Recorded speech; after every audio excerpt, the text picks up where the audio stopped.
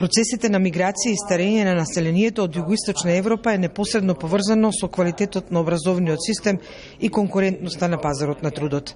7 од 10 деца од нашата земја немаат соодветно изразување и пишување при наставата, тврди Џамеле Риголини, раководителот на програмата за развој на човештвото и сиромаштијата од Светска банка.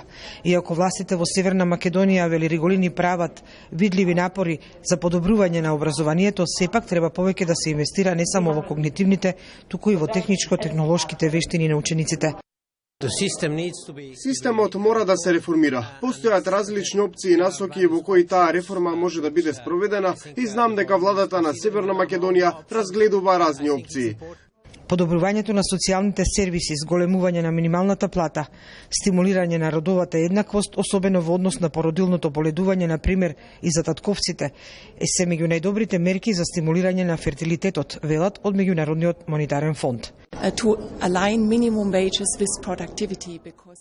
Многу е важно минималната плата да биде во линија со продуктивност, бидејќи сакаме да креираме работни места во формалниот пазар на труд. Зголемувањето на минималната плата над тоа ниво се заканува да ја зголеми невработеноста кај младите, а дел од работниците да се префрлат во сивата економија. Обединетите нации со сите расположиви капацитети координирано действуваат за подобрување на целокупните состојби во земјите од Југоисточна Европа, вклучително и во Северна Македонија, вели Росана Дуџак, постојан координатор на Обединетите нации во нашата земја.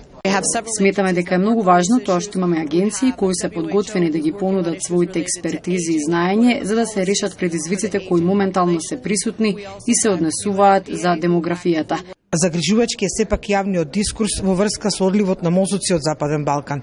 Тој често се поедноставува, во смисла дека го зголемува трансферот на знаење, паричните приливи од странство, пристап до напредна технологија и можности за развој, што не оди во корист на сузбивање на оваа појава. За подобрување на состојбите е потребно силно политичко водство и подготвеност за промени и за зајакнување на кохерентноста на политиките на национално и локално ниво во земјите за максимализирање на ефектот и искористување на одржливите ресурси.